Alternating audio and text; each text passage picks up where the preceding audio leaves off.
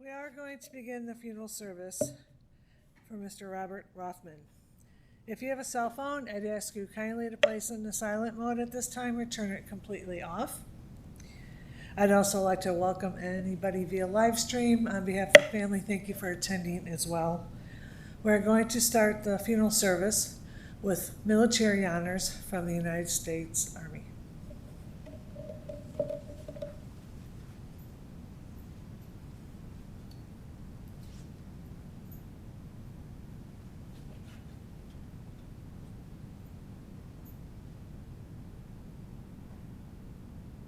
Ladies and gentlemen, please rise for playing the test.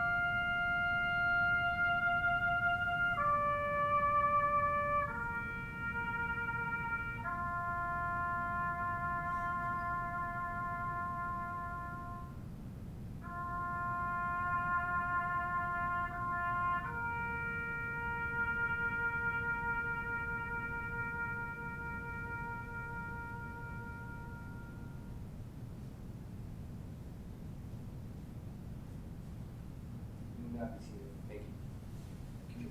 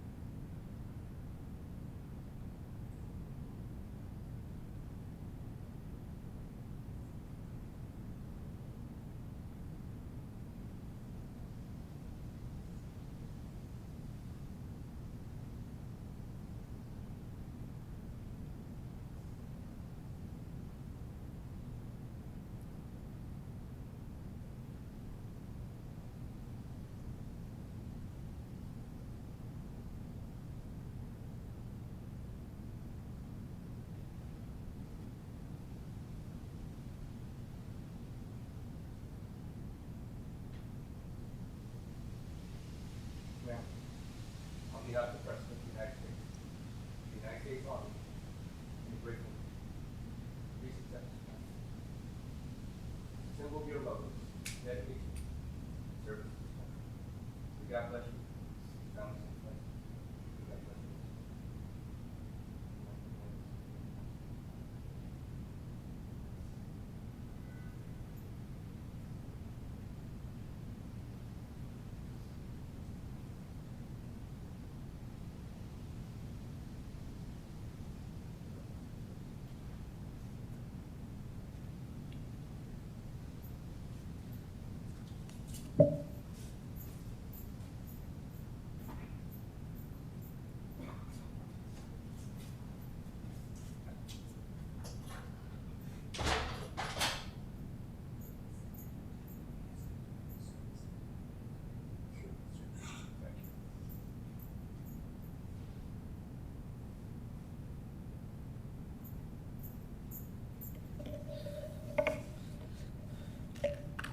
We are going to begin the funeral portion of the service, which will be ran by Mr. Yehuda Polstein.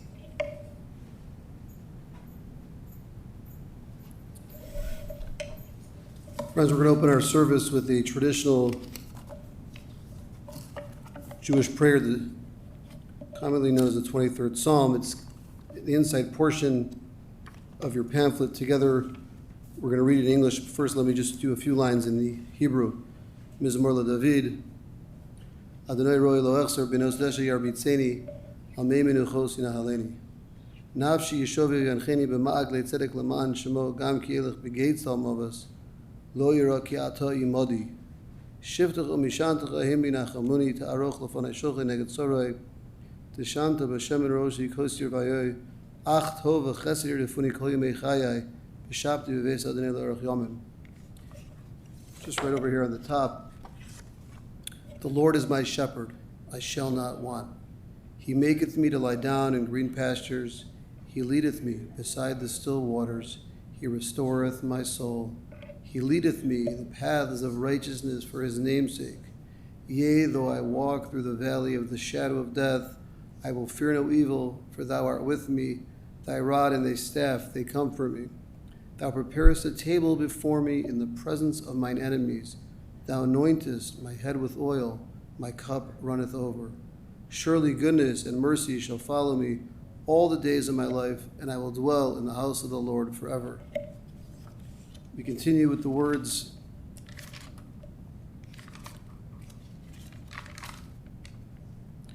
from Ecclesiastes, L'kol zman ve'es l'kol chevetz tachas hashemayim. For everything there's a season, a time for every experience under heaven. Es ledes ve'es lamos, es latos ve'es lakornatua, es lafrotz ve'es lavnos, es lavkos ve'es l'schok. A time to be born and a time to die. A time to plant and a time to uproot what is planted. A time to tear down and a time to build up. A time to weep and a time to laugh.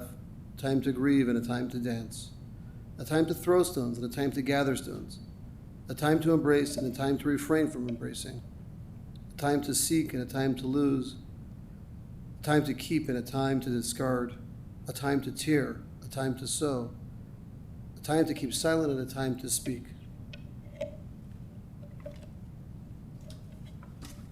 We're just going to spend a few moments thinking and sharing thoughts about Robert Rothman of blessed memory. We're first going to begin with Dan. After Dan, we'll have some words from Dave and maybe some others as well. We'll start first with Dan.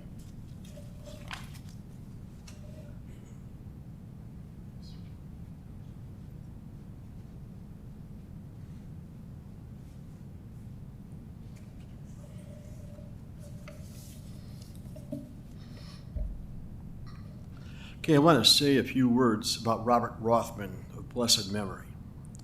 When Robert was in a good mood, nobody on earth was in a better mood. And it carried everybody else along with him.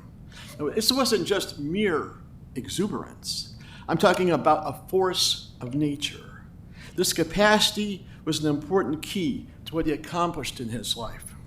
Robert carried that enthusiasm along to everything he did. He had a terrific love of basketball, and he became a big fan of the DePaul Blue Demons back when Ray Meyer was the coach. He stayed a big fan after Ray's son Joey took over as coach, and the slippery slope of decline got underway for DePaul. Robert knew a lot about basketball, just like he knew a lot about all his pursuits. During Joey's final season with the Blue Demons, when they had 3 wins and 23 losses, anytime there was a huddle, Robert screamed advice from the stands. After a while, it was evident that the team was listening to Robert. because they started to improve. So Joey Meyer made one of the few strategic decisions that worked as he wanted.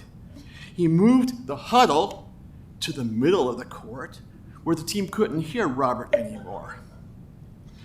During the Blue Demons' long era of decline, Robert maintained his enthusiasm for the team long after everyone else had given up.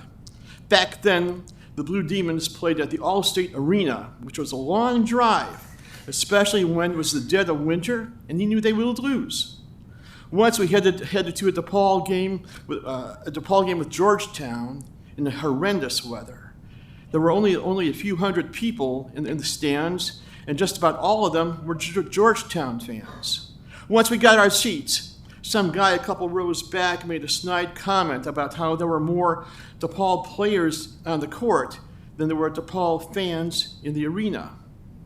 Robert turned around and said, "We are few, but we are DePaul." That shut the guy up, and it was a great line. Robert's gift for spur-of-the-moment remarks, along with his immense energy, were huge assets during his many years as an actor. He played one of the main characters in the original LA production of Hair. Robert instinctively knew how to live so fully in the moment. He connected with the whole audience. Hair helped define the culture of the 60s, and Robert's performance helped define all the early productions of Hair. Robert and I did our best to make use of those gifts with a play we wrote back in the day about Jewish gangsters in Chicago in the 50s, a one-man show about a very successful gangster who gets set up by the outfit and goes to prison.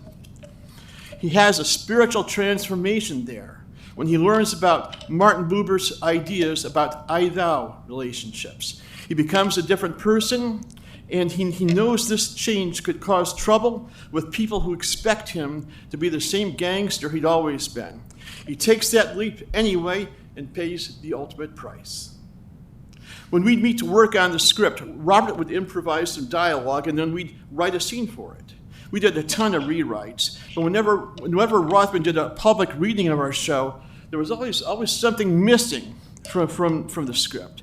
We figured we must have thrown something out. We would go through all our revisions, but nothing ever turned up. It finally occurred to me that what was missing was the artistic truth that Robert gave through his original improvs for each part of the script.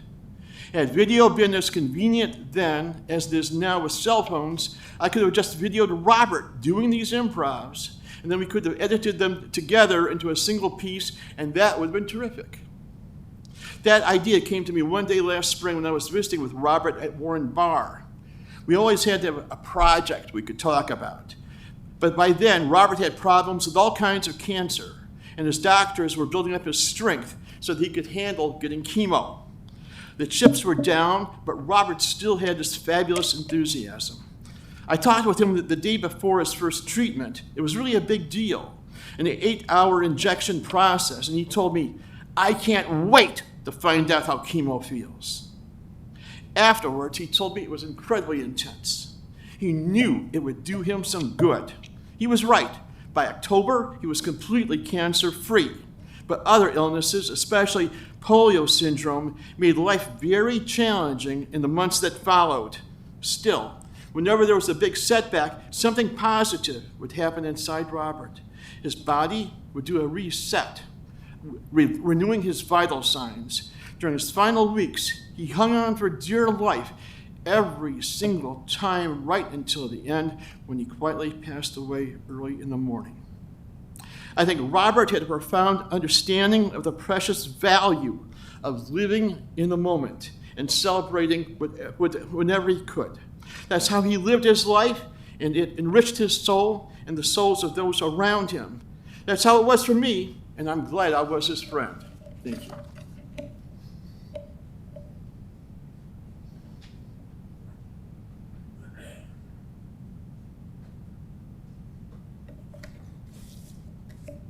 My name is David. I'm Bobby's first cousin. Yeah, no.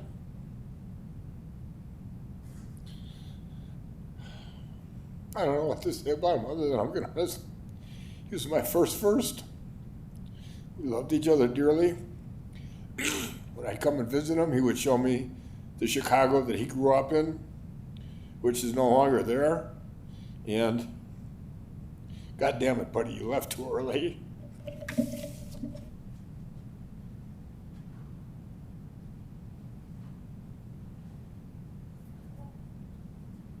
Play the show narrated.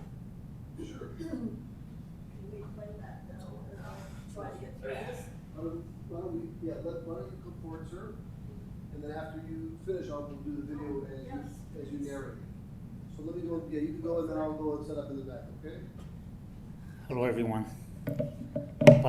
Bobby was really close to us. I know him for over almost 30 years. He worked out at our gym, became like brothers. He was always right, always telling everybody what to do.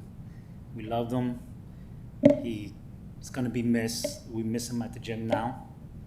We knew when he was at the gym, and we knew when he was there because you could hear him right away. He was a wonderful person, helped everybody, helped us, and got along great. He will be missed, and I miss him. My brother misses him, my friends, and we did get really close together. I just want to thank you for that. Thank you, Bobby. We love you.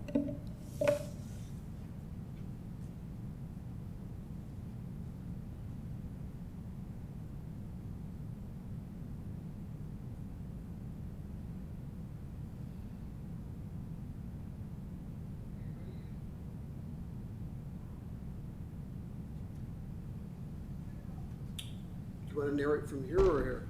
Sorry. Do you want to narrate just sitting down as we watch the? Yeah, mostly it's about his dogs. You can sit down and watch everybody here. I just want to make sure you. Yes, I always knew that I was number 2. Dogs were number 1. And I always told him, if you leave me, I'm going to miss the dogs. Can we go through some of the, I didn't realize I could talk about it, and so I put in all this stuff in case people were watching it. But he was a real hero. He was at 9/11. Talked about driving 100 miles an hour to get to New York. He was in those pits for 6 days. Is there any way I can control the slideshow? Oh, there is. Thank you, Steve. I've got one. You might need it. And this is where he got his non-Hodgkin's lymphoma. I'm hoping to get his name added to the first responders who have passed away from all this horrible cancer.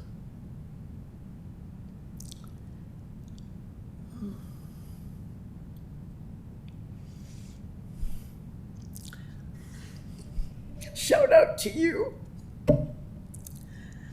We would walk the dog 3 or 4 miles a day, and then he would go to the gym. And so I never expected him to not be able to lift a 3-pound weight or to squeeze a ball, but that polio syndrome kicked in, and I knew something was wrong. And I had to find out about it. The doctors didn't know there was such a thing. I called his doctor to tell him, and he said, oh, well, we don't see polio much anymore. And I said, well, we have anti-vaxxers now. You might just look for it, because if you have chemo and you've had polio, the chemo interacts and the muscles and bones can't take any weight anymore. So once he got through the chemo, and I stopped it at 5, I didn't let the doctor give him the 6th one because his PET scans were clean. And you just, the pain in the muscles and the body are so much that you can't overcome it. Please flip this thing faster.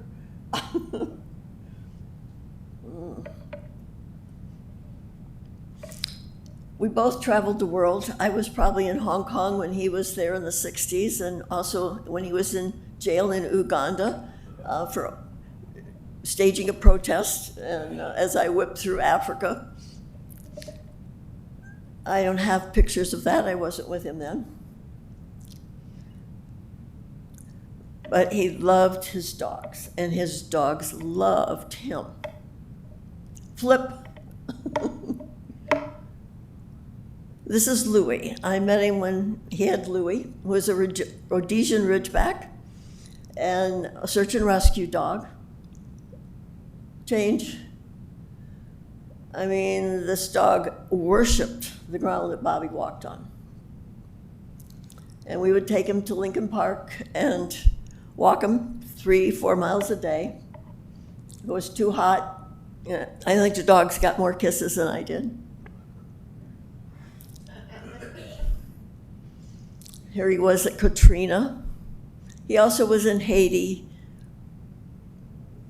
California fires.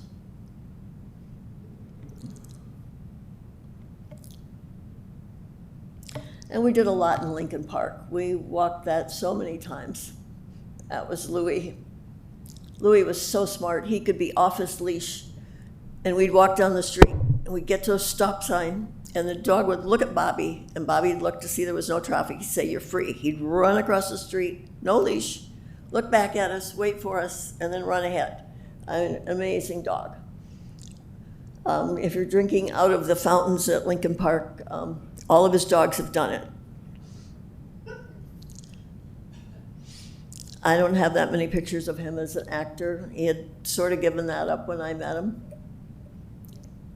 Although I watched him read one of those plays Dan talked about and so forth. Go ahead. That was a movie he wrote, produced, and directed. Now this was a treat. We went to Michigan. He went 4 times, I went twice. And we picked out Buddy. He had a choice of 18 dogs. He studied every single solitary one of them, and he came back with the prize. We took him to a dog show one weekend, and he won 13 ribbons. He was such a great conformation dog. This is a Turkish Kangal, and this is Halloween one year. And of course, he was the star of Halloween. That was his phone, the picture on his phone. Again, the fountain in the park. Loving those dogs. This was up in Wisconsin when we took a trip to the end of Wisconsin. And these are the children gathered around him at Lincoln Park. Buddy loved it. Doing search and rescue with him. He had him in Haiti when the dog was 10 months old. There he is in Lincoln Park with Abraham Lincoln. And we were in the blues clubs a lot. I've got a lot more pictures, but I only had a couple days to find them. He was so much fun. Now, I know none of you have ever seen him in a tuxedo. He did it one night for me when I got an award. It was 2011. It didn't happen again. And then there was Hugo. I think they just look alike there. This dog was chipped to Turkey and had been embedded with our soldiers in Syria. And I think a veteran brought him home and it got loose in Colorado. And I don't think anyone could handle that dog. I mean, when Bobby first got it, he was so food aggressive, he put a broom in front of him to give him his dinner, and the dog would snap that broom in half. And by the time he got through training him, I could feed him out of my hands. And he called him Buddy also. But his real name on his certificate was Hugo, so to separate him. I mean, he took up the whole bed. And that was Bobby, always had something to add to everything. He knew more about anything than anyone else, even though I had been diving since '67 and was an underwater photographer. He knew more about underwater photography, even though he wasn't a diver. And we were going to immigrate to the Philippines and then travel from there to Africa and all over Asia. And he looked it up, and even though I had 45 years in Dumaguete, and that's the place I had picked out for us to go, he knew more about it than I did. And you all know that aspect of Bobby. He absolutely knew everything about everything, which was always fun. This was a very fun person. Appreciate you narrating those. Very, very special.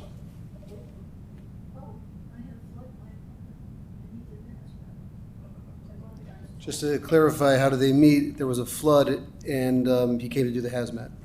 Is that what I have heard? Yeah, well, and one of the workmen told him he had to meet this woman that lived there. And so he showed up one day, and I had my camera, I was photographing what was going on.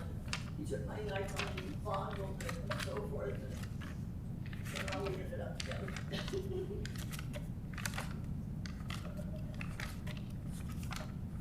That was back in 2006. I was in the Philippines for 3 months, and I had a leak in the apartment, and all my walls and floors were gone, and they were moldy by the time I got back. So he did hazmat. Thank you for sharing. I'm sure there's a lot more memories we should share and need to share, and hopefully there'll be time for everybody to continue sharing. Just the final few prayers. In the rising of the sun and its going down, we will remember him. This one's not inside, but I think you know the most of it. In the blowing of the wind and in the chill of winter, we remember him. In the opening of buds and in the rebirth of spring, we remember him. In the rustling of leaves and in the beauty of autumn, we remember him. In the beginning of the year and when it ends, we will remember him. When we are weary and in need of strength, we remember him. When we are lost and sick at heart, we will remember him. We have joys we yearn to share, we will remember him. So long as we live, he too shall live. For he is now a part of us as we remember Robert Rothman. If you're able to rise, please rise as we recite the memorial prayer, first in Hebrew, then together in the English. El Molerachamim Shoichein Vameravimim Amitzeim Inuchonechoino Tachas Kanafi Ashechino Im Kidoshim Utorim Gizoraki Yamazidim Esedishmas Robert Ben Samuel and Audrey Shalach Lelamoi Bahalarachamim Yastirei B'Seis Ekinavoli Oilomim Yitzror B'Sorachayim Es Nishmoso Adino Yunachad Asavinach B'Shalal B'Shkamo V'Ivinoim Harabomein.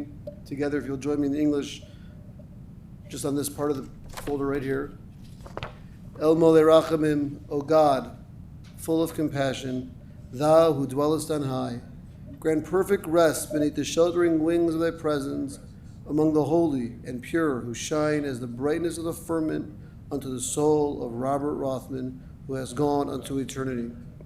Lord of mercy, bring him under the cover of thy wings, and let his soul be bound up in the bond of eternal life, be God's possession, and may his repose be peace, and let us all say, Amen. Our final prayer is on the back portion of your pamphlet. This prayer is known as the Kaddish. Kaddish is the holiest prayer that we have as a people, also one of the oldest. And what's interesting is that it doesn't talk a lot about death at all. In fact, it doesn't mention death once. Instead, it talks about adjectives, the greatness of the world that we live in, the greatness of God's creation, and of course, the most important thing, it ends with a prayer for peace. So if you know the words, if you could join with me, Yiskadal, Yiskadash, Shemei Rabbah, B'yalmad, Yivrach Yerusei, V'yamlich Malchusei, B'chayechon, V'yomechon, B'chayei D'chol Beis Yisrael, Ba'agalav, V'zman Kariv, V'yimru Amen. Yehei Shmei Rabbah Mevarach, Le'olam, B'olomei Omaya, Yisparach, V'yishtabach, V'yispar, V'yisrabam Nisnasei, V'yisadar, V'yisalav, V'yisalol, Shemei D'kedusha B'richu, Le'elam, and Kol B'rchasa V'shirasa, Tush B'chasa V'nechamosa, Damiron B'amad V'yimru Amen. Yehei Shloma Rabba Min Shemaya V'chaim Aleinu V'yal Kol Yisrael V'yimru Amen. Oseh Shalom B'rmomav Hu Yaseh Shalom Aleinu V'yal Kol Yisrael V'yimru Amen.